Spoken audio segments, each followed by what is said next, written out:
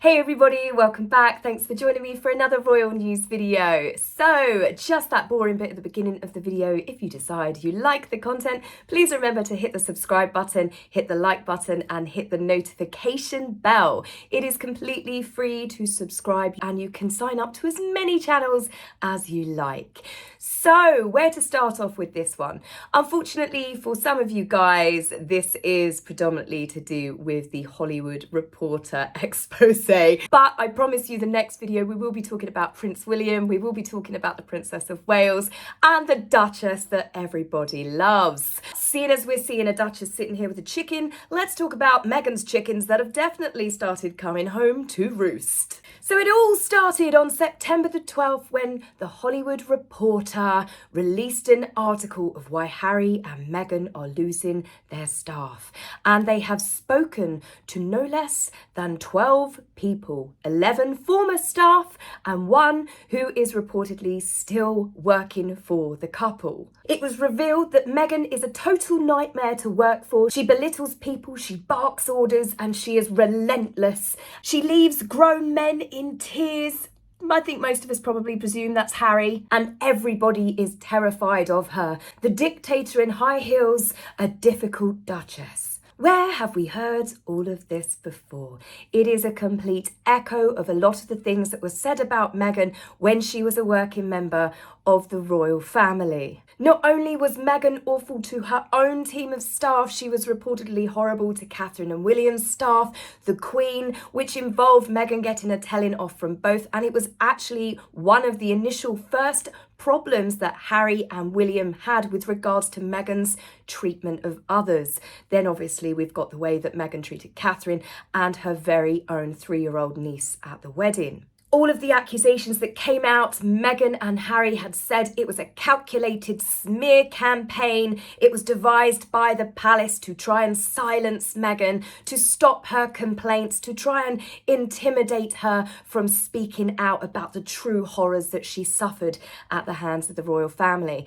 The problem is now the 12 that have spoken to Hollywood Reporter, a lot of these are her US staff. So she has got no way of passing the buck back to the royal family. So after the damning article came out, Meghan went into overdrive with clapbacks. She is completely relentless in the number of stories that have now come out from people that currently work for her, that have worked for her, and they make her sound like that she can walk on water. Honestly, the testimonies that have come from her staff make it sound like Meghan sits in the gardens of Montecito and sings to the animals as they come over like she is a Disney princess.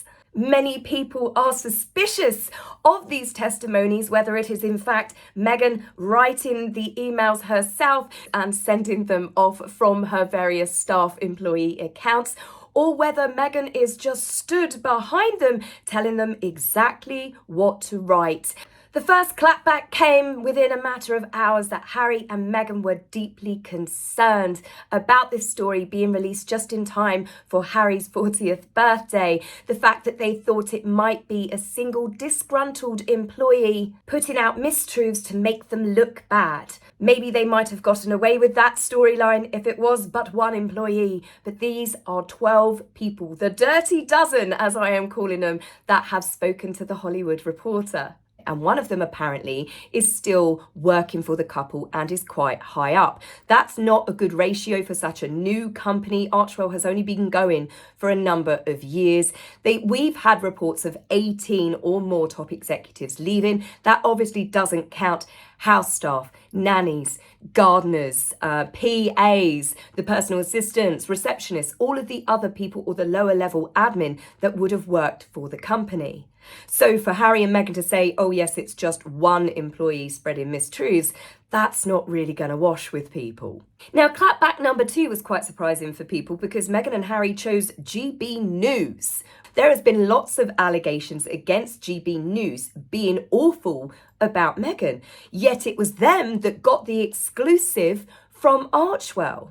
GB News got the call and assisted in trying to change the public's perception as to what is going on with the Archewell staff. They said that no one has ever called Meghan difficult. The story is fabricated, and the person who leaked the story clearly has no knowledge of how their company works. Harry and Meghan work from Montecito and the staff are based in Hollywood. They think we're in the same office, but circumstances won't allow it. They've made it clear that the latest attempt at Meghan's character assassination, she is determined to fight back.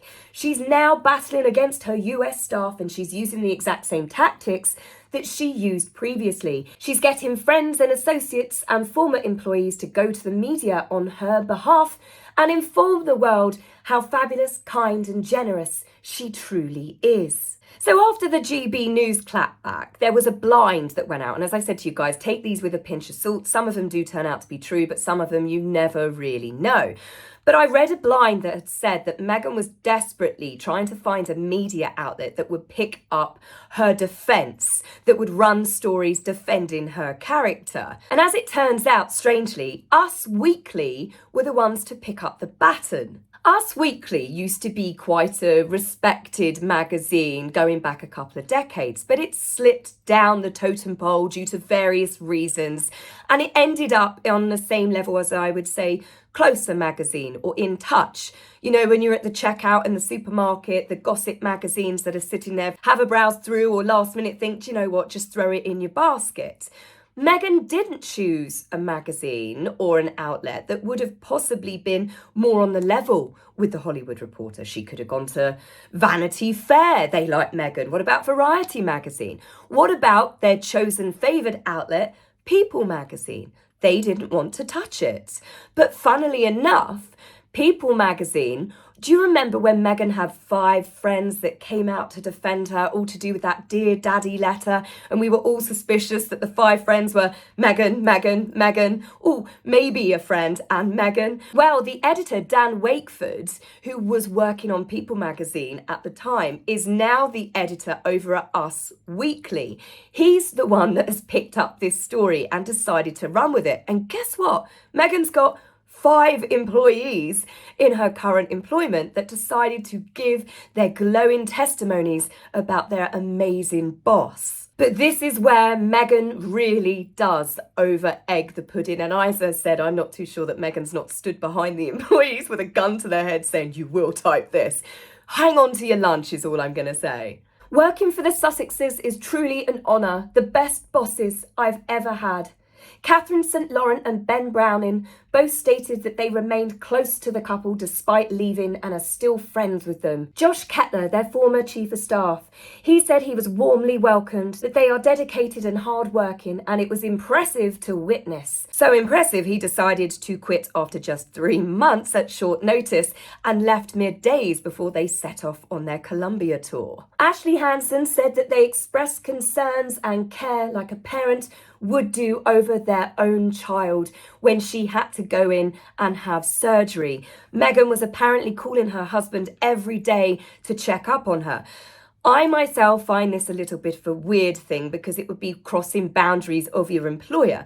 But you imagine that you are taking time off, you're sick, you've had an operation, your boss calls your husband every single day on an update on you. Surely that would be in a way like adding pressure. When are you coming back to work? When are you coming back to work? Are you well enough yet? Are you well enough yet? But it gets worse. Well, rather not worse, it gets more sugary and bizarre. They sent her flowers and care packages, and she said you don't realise how much that kind of kindness and thought means until you need it. 2 things can be equally true. You can be a great leader and still have a turnover. No boss or company is immune to that. The problem is, Ashley, it's quite an impressive turnover in a seriously short space of time. In more gushing tributes for the couple, further employees who this time decided to remain anonymous, and trust me, I don't blame them either, they said that Harry and Meghan pick the best people from all different fields and then they water the seeds so that they can flourish. Another employee, again anonymous, said after they adopted a dog, the next day they opened their front door and Meghan had sent them a designer dog leash and collar for their new pet. And I couldn't help but think to myself, no doubt she had a spare going from Harry's collection. Parents-to-be are given brand new gifts from the couple, but they are also given top-notch designer hand-me-downs that Harry and Meghan no longer need for their children, yet again showing their philanthropy. They want to take care of us, one source said, and added that when they visit the couple's home, they never leave empty-handed. They get a basket of fresh flowers, fresh fruit, eggs and skincare kits. What, you mean she didn't give them baskets full of mouldy lemons, dead flowers, and her latest jam from Aro? Obviously, that's just meant for the celebrities and the rich folk. It goes on to say that Meghan sends thank you emails to her staff when they've come back from successful trips. She wishes her staff happy birthday, and Meghan even gives credit if someone comes up with a good idea. Well, that's generally, I think, what even the basic bosses would do for their employees. But it's written in such a sugary way that Meghan is being elevated to the best girl boss that anyone has ever had. Meghan never yells at her staff, she just gives clear direction and is solution orientated. Honestly, this sounds so manufactured and so scripted. As I said, all I can picture is this poor member of staff with Meghan stood behind them tapping her feet like a hostage video. You will put that. Make sure you put that. That doesn't sound right. You need to rewrite it and make me sound better. Now, I will say that I'm honestly in no doubts that Meghan can come across as the sweetest, nicest person. People have spoken about her and said that she is the kindest, absolutely most lovable, adorable person that you could ever meet.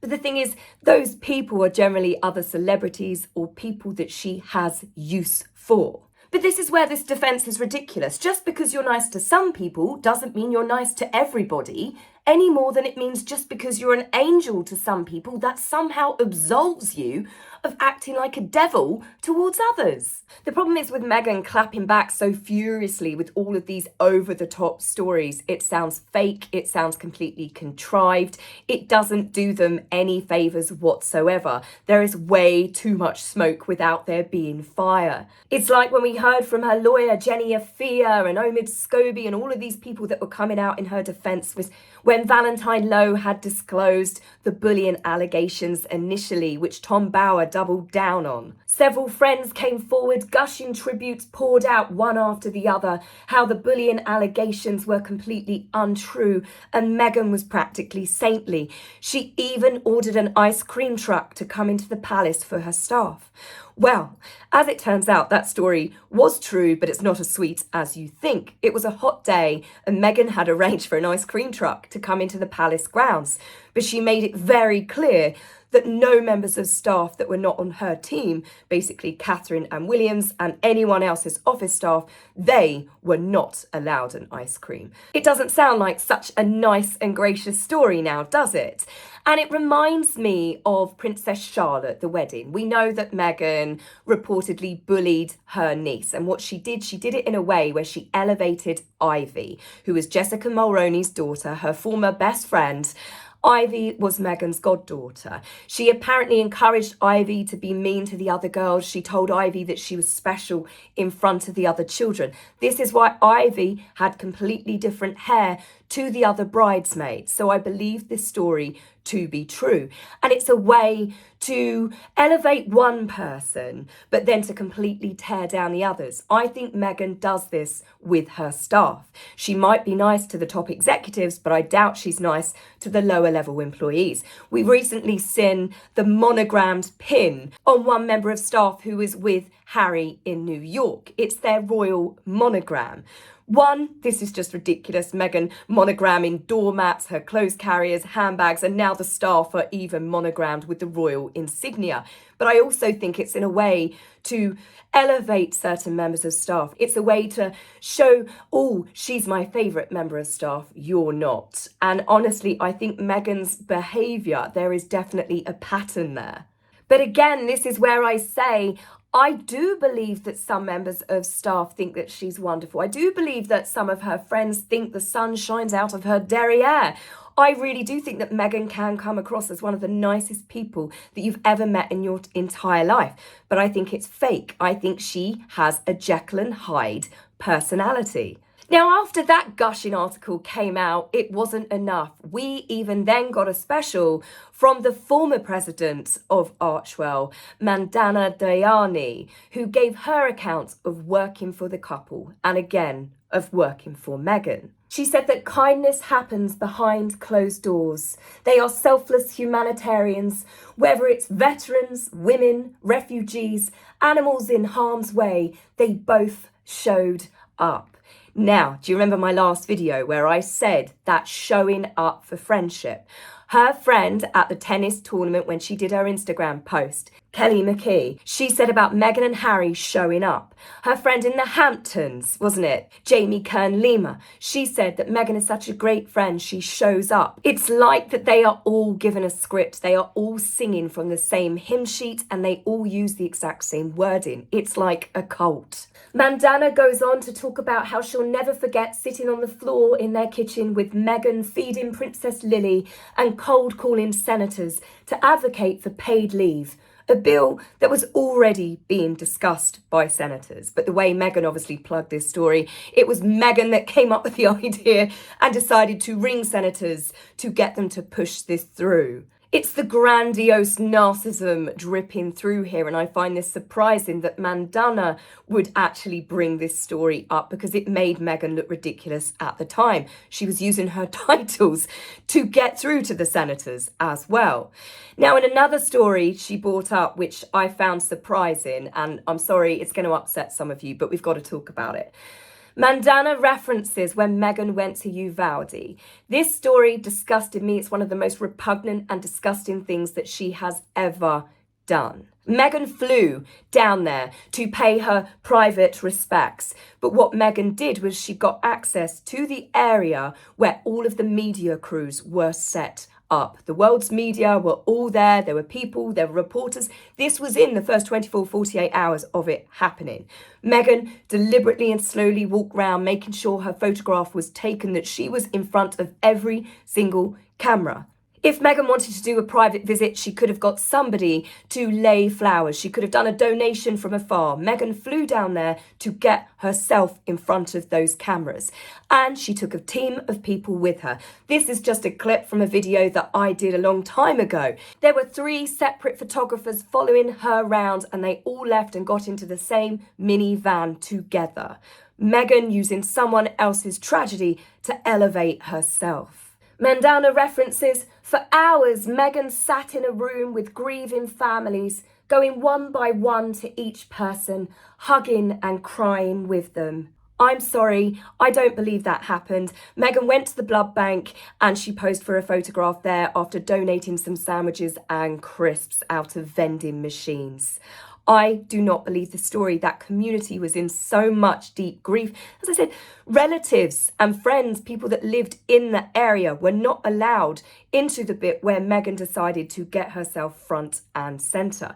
So I found it really weird that Mandana would use this moment to try and remind the world what a nice person Meghan is. She goes on to say that one time when they were getting ready for a royal gala, she found Meghan doing her own makeup. She steamed her own jumpsuit as she danced around to music. But the problem is there were no royal galas. They left the royal family. Megxit happened. So I have no idea what royal gala she's talking about. I mean, if you're going to speak up to defend Meghan from bullying staff, these were all absolutely pointless stories. And as for them being so wonderful, why is it she quit working for the organisation after just 18 months if they're such amazing people and bosses? There are far too many stories across 2 continents now of following Meghan and her bad behaviour and her poor treatment of others. There were reports that came out of how she left a staff member in tears when she was in Fiji, that she was so awful to a member of staff in Admiralty House that tea was thrown into the air when she was in Australia. These stories are not going away. The Hollywood Reporter is a well-respected and highly reputable news and entertainment media outlet. It has won countless journalism awards. It is known as the Hollywood Bible. If they say that they have spoken to 12 people, I believe them. Just like Tom Bower, Valentine Lowe, Harry and Meghan will not sue, and we all know why. It's the exact same reasons why Meghan never insisted that the royal family release her bullion reports. Many people said that the fact that the royals didn't release it put Meghan in the clear. Well, if Meghan was in the clear, then they wouldn't have had a problem releasing it. Now, lots of people have defended Meghan over the years. You know, they've said that it was a smear campaign by the royals, or it was just cultural differences with Meghan being a Hollywood star, which we know that she wasn't a Hollywood star. It was the pressures of joining the royal family and all of a sudden the world's media on her. It was the pressures of wanting to leave and Megxit. But a big problem lies within those excuses, because Meghan was known for being a particularly nasty person before she'd even met Harry. She's one of those people that let fame go to her head. Lots of friends that knew Meghan through her childhood, and right up until she got her first decent starring role on Suits, number 6 on the call sheet as Rachel Zane, and Meghan changed personalities overnight. She was reportedly horrible to showrunners, which got worse each season. Anyone that Meghan deemed beneath her was definitely in her firing line. She was vile to a videographer that was taking photographs of her. She was mean to people on the Reitman's ad that she did, so much so that many swore that they would never work with her ever again. She was apparently even mean on Horrible Bosses, her small cameo role.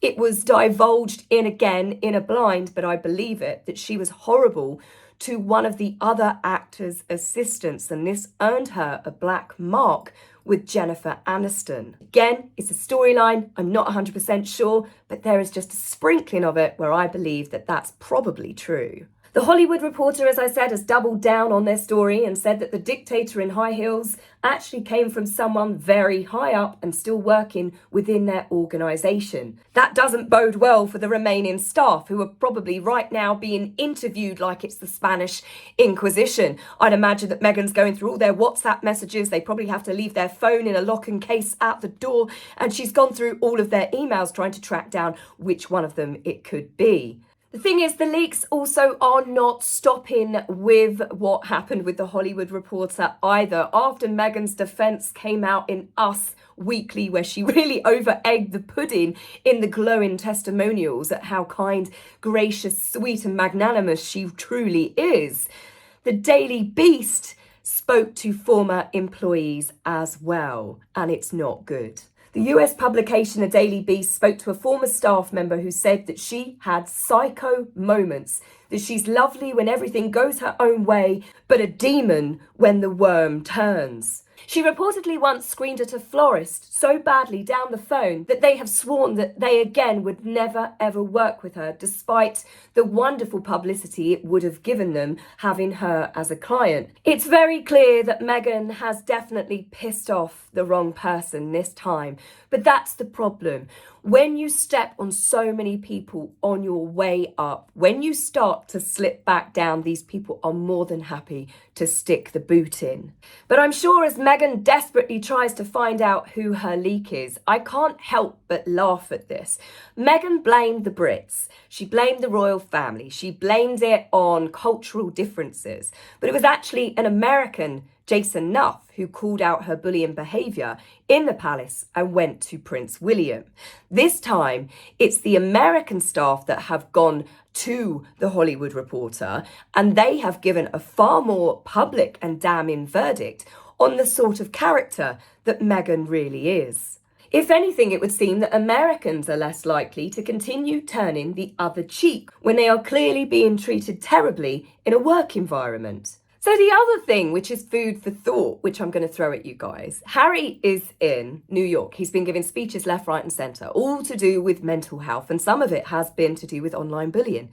He's not mentioned Meghan once. He's not mentioned any of what's going on once, when he has had ample opportunities, and I guess it would be the right sort of environment to give, I don't know, words of support towards the woman that saved him. Nope, he's stayed radio silent. He hasn't said zip about Meghan, and he's done a lot of speeches. So it's making me wonder, Is Harry himself perhaps one of the 12 employees?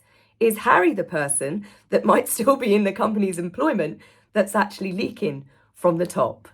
So guys, I'll leave that with you. As you can hear, my voice is going yet again.